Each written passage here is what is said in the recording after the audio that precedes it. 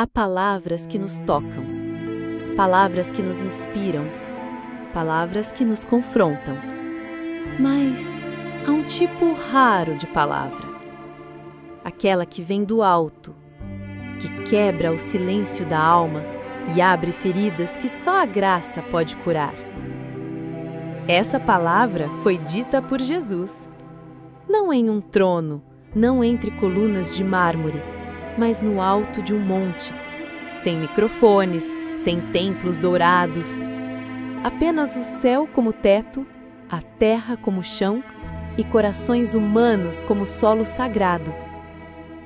Ali, no coração do Evangelho de Mateus, nos capítulos 5, 6 e 7, nós encontramos o maior discurso já pronunciado, o Sermão do Monte, o mapa do reino de Deus, o manifesto de um rei que veio inverter a lógica do mundo.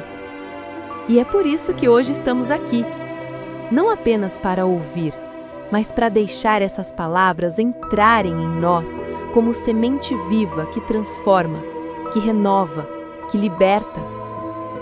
Talvez você esteja cansado da superficialidade, cansado da religião sem essência, cansado da vida espiritual sem frutos. E talvez, sem perceber, o seu coração esteja faminto. Se for assim, você está no lugar certo. Porque o Sermão do Monte não é para os perfeitos, é para os quebrados, para os pobres em espírito, para os que choram, para os mansos, para os famintos de justiça, para os perseguidos, para os pacificadores. É para mim, é para você. Não se trata de um código de regras, não é apenas um discurso bonito. É uma convocação divina, uma convocação à vida no reino, uma convocação à santidade que começa dentro e transborda por fora. Jesus não veio apenas para mudar o que fazemos, mas para transformar quem somos. E por isso, este vídeo não é apenas um estudo bíblico, é um convite a olhar para dentro, a calar as vozes do mundo, a ouvir a voz do Mestre. Se você aceitar esse convite, prepare-se, porque talvez essas palavras sejam as últimas que você ouvirá como você é hoje, e as primeiras que vão moldar quem você será para sempre. O monte está diante de nós. As palavras já foram ditas. A escolha agora é nossa. Ouvir e praticar. Ou ignorar e afundar. Mas, se você estiver disposto a subir o monte com o coração aberto, Jesus está pronto para transformar sua alma. Respira fundo e venha. O céu estava limpo. O sol, ainda tímido, nascia no horizonte como quem pedia licença para iluminar aquele dia. E ele subiu o monte. Não porque quisesse se afastar, mas porque queria se aproximar de outro jeito. Longe da multidão barulhenta das cidades, longe dos palácios dos reis e da arrogância dos fariseus, Jesus escolhe um lugar simples, elevado, silencioso. Ali, diante de homens e mulheres que carregavam o peso da opressão, da dúvida, da religião sem alma, ele sentou. Sim, o Rei do Universo sentou, não num trono, mas no chão, e começou a falar. Mas o que saiu da boca dele não foi uma lei fria, não foi ameaça, nem cobrança. Foi alívio, foi esperança, foi revolução. Foi um sussurro que ecoaria pela eternidade. Bem-aventurados os pobres em espírito, porque deles é o reino dos céus. Como assim? Não os ricos? Não os fortes? Não os religiosos? Não. Jesus olha nos olhos dos cansados e diz: é para vocês, para os que reconhecem que não têm nada, para os que sabem que precisam de tudo, para os que não escondem sua miséria espiritual. O reino é para quem não finge ser rei, para quem sabe que precisa de um.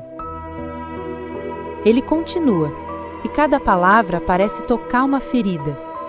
Bem-aventurados os que choram.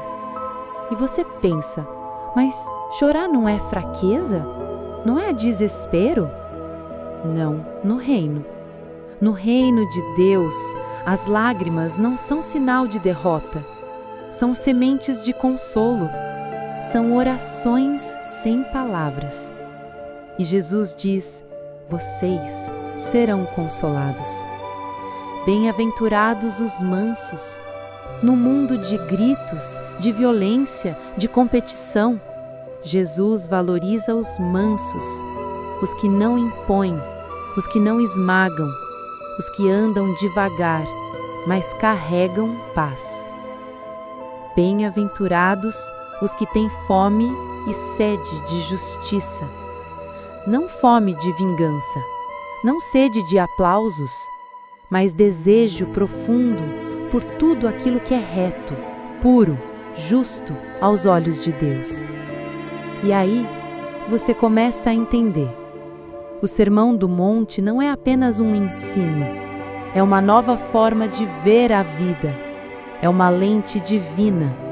É como se Jesus estivesse dizendo: você foi ensinado que ser feliz é ter, mas eu digo, ser feliz é ser puro, ser justo, ser pacífico, ser misericordioso. Então, como uma chuva suave caindo sobre terra seca, essas palavras encontram espaço no coração, não porque são fáceis, mas porque são verdadeiras. O mundo diz: lute pelo topo. Jesus diz: desça. O mundo diz: esconda a sua dor. Jesus diz: eu te consolarei.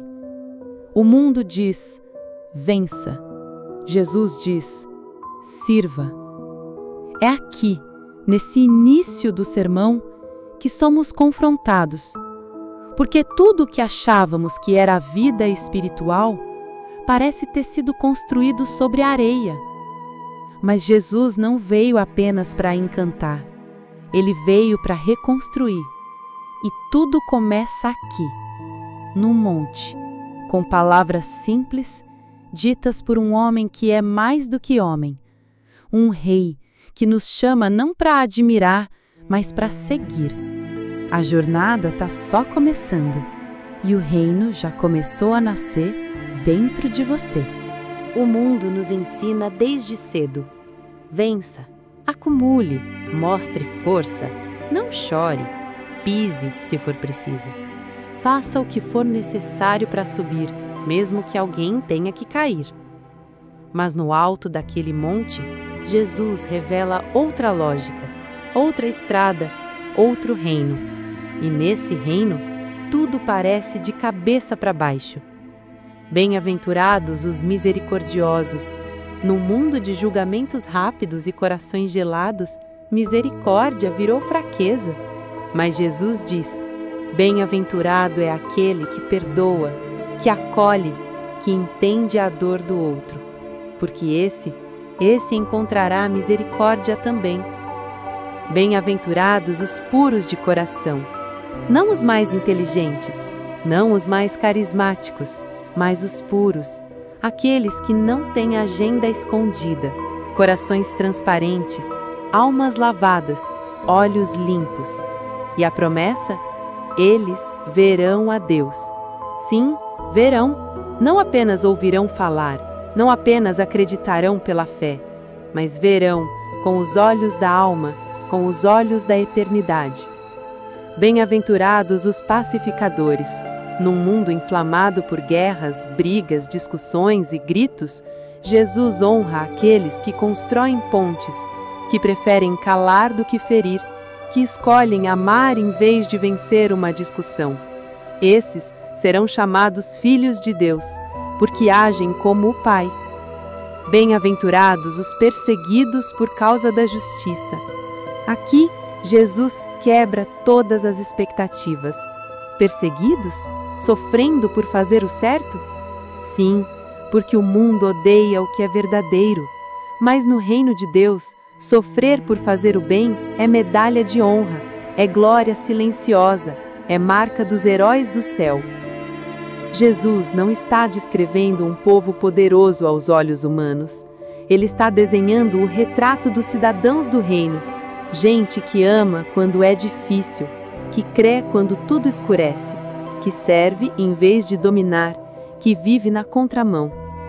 É uma nova escala de valores, uma nova forma de medir a vida, onde o sucesso não está no que você conquista, mas no quanto você ama, onde o valor de uma alma não se mede em moedas, mas em entrega, humildade, verdade. Essas palavras, elas não são conselhos motivacionais, são convocações celestiais, são como fogo que queima o orgulho, como água que lava a vaidade, como vento que varre a hipocrisia. E se você deixar, essas palavras podem reordenar tudo dentro de você. Suas prioridades, suas escolhas, sua forma de ver os outros, sua forma de ver a si mesmo. Jesus não está apenas dizendo como viver melhor, Ele está nos dizendo como viver de verdade.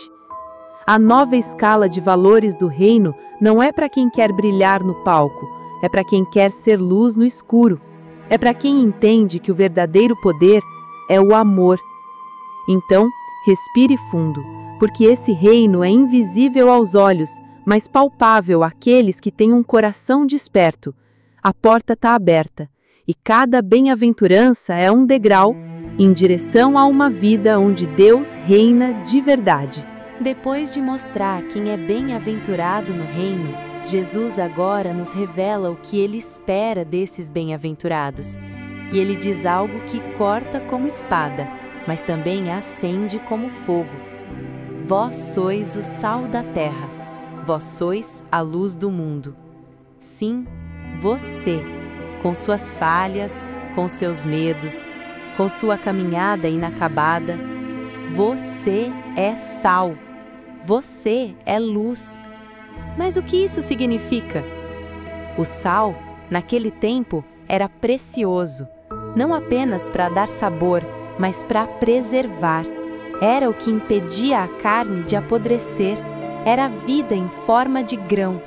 E Jesus diz: você é isso, você é o que preserva o mundo da completa corrupção. Você é o que dá sabor à existência.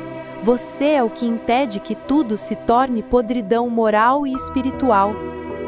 Mas então vem o alerta. Se o sal perder o sabor, para nada mais presta. É como se Jesus nos perguntasse: do que tem servido sua fé? Ela tempera? Ela transforma? Ou está aguardada, embalada, esquecida numa prateleira? Ser sal é viver de tal forma que o mundo perceba algo diferente. Não perfeição, mas pureza. Não superioridade, mas presença. A presença do céu dentro de nós. E então ele continua: vós sois a luz do mundo. A luz não precisa gritar, não precisa fazer barulho. Ela apenas existe, e ao existir, dissipa as trevas. O mundo está escuro, e não falo da ausência de lâmpadas, mas da ausência de verdade, de amor, de direção. E Jesus olha para nós e diz: não se pode esconder uma cidade edificada sobre um monte, nem se acende uma candeia e se coloca debaixo do alqueire. Você não foi chamado para viver escondido. Sua fé não foi feita para ser silenciosa. Sua luz não foi criada para brilhar só aos domingos. Você é luz no trabalho, luz na sua casa, luz no trânsito, luz na internet, luz entre os que zombam, entre os que ferem, entre os que não creem. E como essa luz brilha? Jesus responde: assim brilhe a vossa luz diante dos homens, para que vejam as vossas boas obras e glorifiquem a vosso Pai que está nos céus. Não é luz para nós exaltar, É luz para que Deus seja visto, para que o mundo perceba que existe algo maior, mais belo, mais puro dentro de nós. Sim, nós somos luz, mas uma luz que não nasce de nós. É o reflexo do sol da justiça, é o brilho da presença de Cristo em nós. Ser sal, ser luz, é mais do que um chamado, é uma identidade. É quem você é quando entende a quem pertence. O reino de Deus não é feito de espectadores, é feito de portadores. Portadores de sabor, portadores de luz, portadores de vida. Então, se até aqui você tem se sentido apagado, insignificante, irrelevante, lembre-se, Jesus não erra em suas palavras, e ele disse que é você. Você é o sal da terra. Você é a luz do mundo. Não se esconda, não se cale, não se apague. Acenda, transborde, ilumine. O mundo precisa de você, cheio dele. O silêncio se aprofunda no monte. Jesus fala, mas agora não mais sobre o que está fora. Ele nos leva para dentro, para o território mais sensível, mais secreto, mais sagrado, o coração. E como cirurgião da alma, ele começa a expor o que ninguém vê, o que ninguém aplaude, o que não aparece nas redes, nem nos cultos. Ouviste o que foi dito aos antigos, não matarás. Mas eu vos digo, qualquer que se irar contra seu irmão, já é réu de juízo. E de repente entendemos, no reino não basta não matar com as mãos, é preciso não matar com palavras, com desprezo, com indiferença. Quantas vezes sorrimos por fora, mas dentro alimentamos ódio, mágoas escondidas, orgulho ferido. Jesus continua: ouviste o que foi dito, não adulterarás. Mas eu vos digo, todo aquele que olhar com intenção impura, já adulterou em seu coração. Ele vai além da aparência, além do comportamento. Ele toca a intenção, o pensamento, o desejo oculto. Porque para Jesus não basta evitar o ato se o coração continua sujo. O que você vê com os olhos, o que você cultiva na mente, o que você alimenta em silêncio, isso também conta. Isso também forma quem você é. E como lidar com isso? Jesus é radical. Se o teu olho te faz tropeçar, arranca-o. Se tua mão te leva ao pecado, corta-a. Não, ele não está falando de mutilações literais, mas de decisões sérias, cortes profundos, renúncias sinceras. O reino de Deus não é para os que brincam com o pecado, é para os que choram por ele, é para os que preferem perder algo aqui do que perder a alma inteira na eternidade. Jesus segue com palavras sobre o divórcio, sobre os juramentos, sobre a honestidade do sim e do não. E tudo parece convergir para uma verdade. Deus não quer apenas o que fazemos com o corpo, mas o que decidimos com o coração. No reino, a aparência não sustenta ninguém. A justiça verdadeira começa no interior. E essa justiça não se compra, não se finge, não se exibe.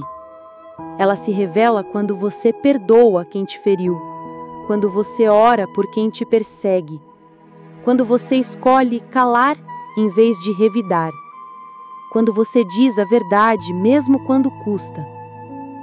Jesus quer um povo puro, mas não de pureza teatral, de pureza que nasce da rendição, da entrega, do arrependimento sincero. Ele nos chama a um novo tipo de santidade, uma santidade que ninguém vê, mas que transforma tudo o que é visível, Se você achava que o reino era feito de regras, sinta o alívio e o peso ao mesmo tempo. O reino é feito de verdade. E a verdade começa no lugar onde só você e Deus sabem o que se passa: o seu coração. Não fuja desse espelho, não desvie os olhos desse chamado. Deixe Jesus tocar o invisível, deixe Ele limpar o que está escondido, deixe Ele refazer você de dentro para fora. Porque a justiça do reino é justiça que pulsa, é justiça que sente, é justiça que perdoa. E essa justiça só nasce onde reina o amor. Jesus desce ainda mais fundo. Do monte, ele fala agora da câmara secreta da alma, do lugar onde ninguém vê, onde o ego se cala, onde o orgulho se curva, onde a alma se desnuda diante do Pai. E ele começa assim: quando orardes, não diz se orarem, mas quando. Porque orar não é opção, é respiração da fé. Mas o que ele diz em seguida muda tudo. Não sejais como os hipócritas, que oram em pé nas sinagogas e nas esquinas para serem vistos. Sim, até a oração pode se tornar espetáculo. Até a busca por Deus pode virar vaidade disfarçada. Mas Jesus aponta outro caminho. Tu, porém, quando orares, entra no teu quarto, fecha a porta, e ali, no segredo, fala com o teu Pai que está em secreto, e o Pai que vê o que ninguém vê, te recompensará. É no silêncio da alma que o céu se abre. É na solidão do quarto que a eternidade se inclina para ouvir. E como orar?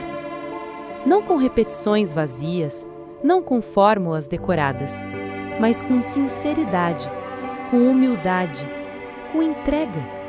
Então, ele nos ensina: Pai nosso, que estás nos céus.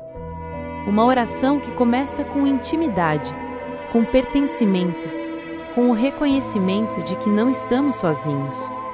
Pai, não patrão, não juiz. Pai, que está nos céus, mas se inclina para tocar o pó. Santificado seja teu nome, venha teu reino, seja feita tua vontade. A oração não gira em torno de nós, gira em torno dele, nos alinha com o céu, nos coloca no lugar certo, rendidos. Jesus então fala do jejum. Quando jejuardes, não mostreis um rosto triste, porque o jejum não é performance, é quebrantamento, é sacrificar o corpo para despertar a alma, é dizer ao mundo: minha fome é de Deus. E se não bastasse, ele nos convida a rever tudo que valorizamos. Não ajunteis tesouros na terra, porque aqui tudo enferruja, tudo quebra, tudo se perde. Mas há um tesouro que a traça não corrói, que o tempo não rouba, que a morte não toca. Tesouros nos céus, onde o coração repousa em paz, onde a alma é rica, mesmo quando o bolso está vazio. E ele diz algo que ecoa no íntimo: porque onde estiver o teu tesouro, aí estará também no teu coração. Você quer saber onde está o seu coração? Olhe o que você valoriza, o que te tira o sono, o que te faz correr, acordar, sacrificar. Talvez seja a hora de trocar o cofre, de guardar sua vida em outro lugar, de buscar outra prioridade. E Jesus encerra esse bloco com um convite e uma promessa: buscai primeiro o reino de Deus e a sua justiça, e todas estas coisas vos serão acrescentadas. Sim, Ele sabe que temos necessidades. Ele sabe que precisamos de pão, de roupa, de teto. Mas Ele nos diz: coloque o reino em primeiro lugar, e tudo o mais virá no tempo certo. Não é uma fórmula mágica, é uma jornada de confiança. É viver com os olhos no alto e os pés firmes no chão. Orar no secreto, jejuar em silêncio, buscar o reino antes de tudo. Essa é a espiritualidade que Jesus nos ensina, sem palco, sem aplausos, mas cheia de eternidade. Porque no fim, o que importa não é o que os homens veem, é o que o Pai vê. E Ele vê o coração. O monte agora está em silêncio. A multidão começa a descer. Mas algo mudou. Não foram só palavras que ecoaram naquele lugar. Foram sementes. Sementes lançadas no coração de quem ouviu. Palavras que não se esquecem, que incomodam, que despertam. Ali, no alto de um monte, Jesus não apenas ensinou, Ele revelou o caminho de uma nova vida, um reino invisível aos olhos, mas real para quem tem ouvidos para ouvir e coragem para obedecer. E agora? O que fazemos com tudo isso? Porque ouvir é fácil. Sentir arrepio, chorar, se emocionar, tudo isso é natural diante de algo tão sublime. Mas Jesus terminou o sermão com um aviso, um alerta, um desafio. Aquele que ouve estas palavras e as pratica é como o homem prudente que construiu sua casa sobre a rocha. Mas aquele que ouve e não pratica é como o insensato que construiu sobre a areia. A vida vai cobrar o fundamento. As tempestades vão vir, os ventos vão soprar, a água vai subir. E quando isso acontecer, porque vai acontecer, não será a aparência da casa que fará a diferença, mas onde ela foi construída. Você pode conhecer cada palavra do Sermão do Monte, pode citá-lo de cor, pode até ensiná-lo, mas se não viver, tudo desmorona. O convite de Jesus não é para ser admirado, é para ser seguido, vivido, respirado. Ele está nos chamando à rocha, a uma fé que não depende de circunstâncias, a uma espiritualidade que resiste ao tempo, a uma vida que não se dobra com o vento. E essa rocha tem nome. Não é um conceito, não é uma doutrina, é uma pessoa. Jesus. Ele é a rocha, Ele é o reino, Ele é o próprio sermão encarnado. Cada bem-aventurança que Ele falou, Ele viveu. Cada valor que Ele ensinou, Ele encarnou. Cada renúncia que Ele pediu, Ele mesmo experimentou, na cruz. O Sermão do Monte é mais do que instrução, é revelação, é espelho, é caminho. E agora, diante do fim, volte seus olhos para o começo. Porque, na verdade, essa não é uma despedida, é um recomeço. O monte está em você, o reino está em você, o chamado está vivo, aí, no seu peito. E a pergunta permanece: você vai apenas ouvir ou vai construir? Você vai aplaudir ou vai obedecer? Você vai admirar o sermão ou vai viver como quem caminha com o rei?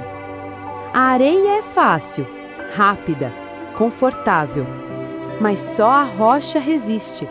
Então escolha, escolha hoje, escolha agora, porque as palavras já foram ditas e o reino já chegou.